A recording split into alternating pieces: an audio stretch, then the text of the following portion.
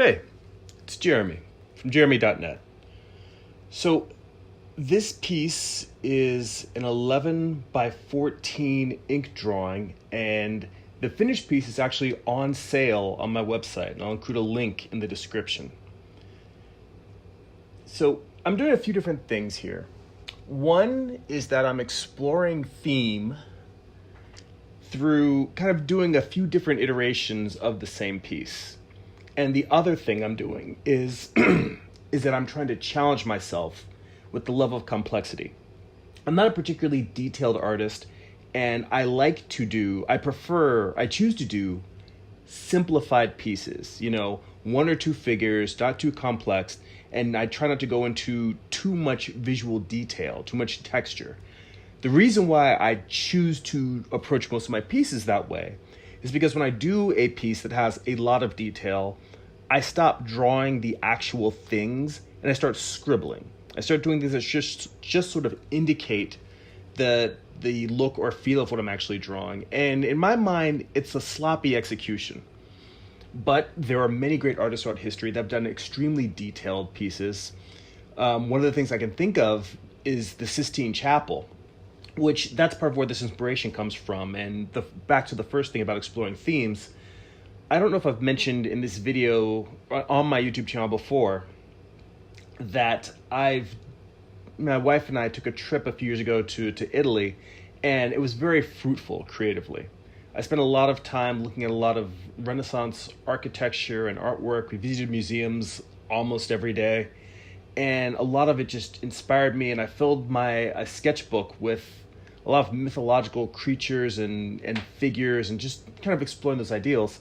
And I ended up doing a lot of sketches of Medusa figures. Part of that was that I had this piece that I'm drawing here is an idea that I've had in my sketchbook for probably a decade. Just the idea of having Medusa spooning with her lover, and the piece is called Medusa's Lover.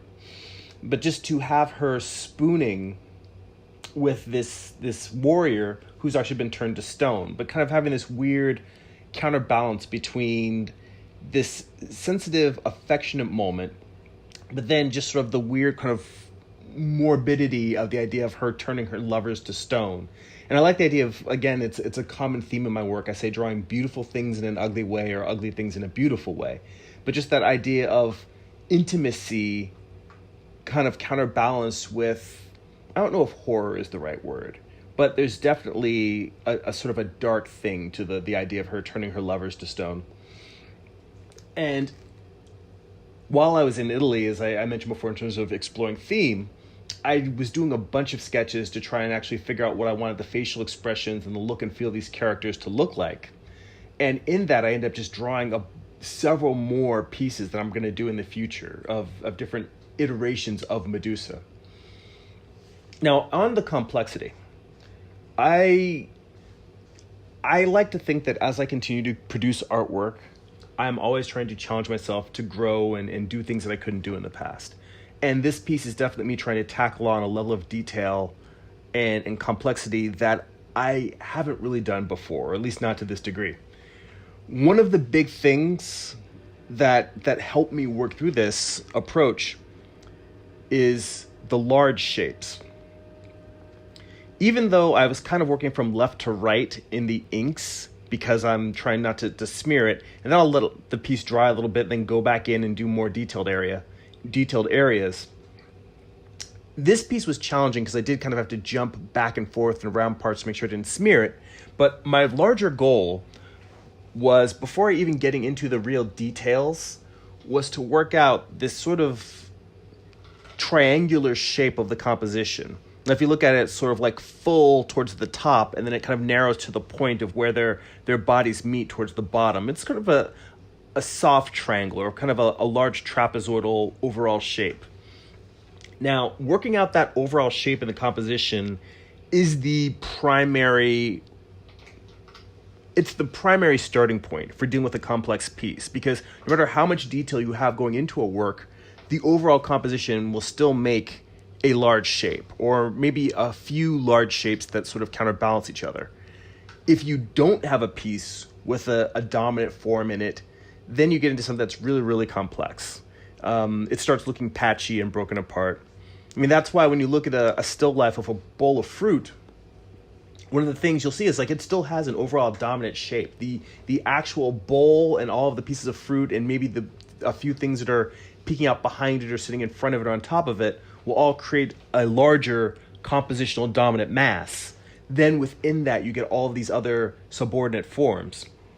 I think that's a challenge that I was trying to face in this, was creating a pleasing, aesthetically pleasing dominant mass, and then trying to divide it in ways that still felt interesting compositionally while still describing the figure.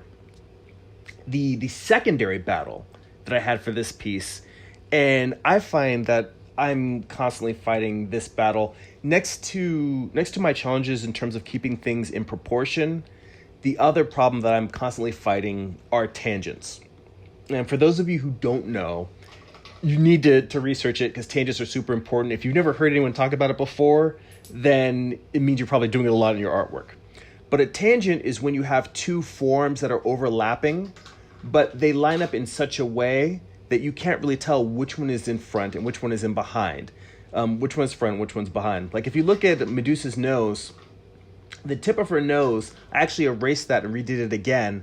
And I think in the final version, ended up adding a little bit of shadow in there just so it peeks out a little bit more. But having the nose touch the line just completely flat so that if her nose just ended right where that line ended, which if you can see in the larger piece, there's a little bit of space there. But when you have one form touching the edge of another form, instead of overlapping it by a large amount or not overlapping it at all, being a distance away. Or for instance, if you look at the sword that's against the soldier's back, the sword, the bottom corner of it, you can see that it's definitely behind him because the roundness of his back covers that point. You can see the opposite point of where the handle sticks out on the other side, and you can see that comes to a curved point. That's where overlap is good. Now, if you just had the tip, that very tip point, just sort of touching it, or let's say you had the whole side, that curve of the handle, like resting against the curve of his back, so that they were like touching each other, if the sword was sort of vertical, resting against it, and you couldn't really tell which is in front or which is in back, that's a bad tangent. And when you're dealing with so many overlapping shapes like all of these snakes, you're constantly fighting that. Thanks for watching. If you enjoy these videos, please like and share them. Don't forget to click the subscribe button. You can sign up for my weekly newsletter to get a free digital comic at newsletter.jeremy.net. That's newsletter.gerimi.net. Also, visit my main website, jeremy.net, where you can buy my comic books, art prints, and more. There's also links to my Instagram, Twitter, and other social media accounts. That's it for now. Go be creative.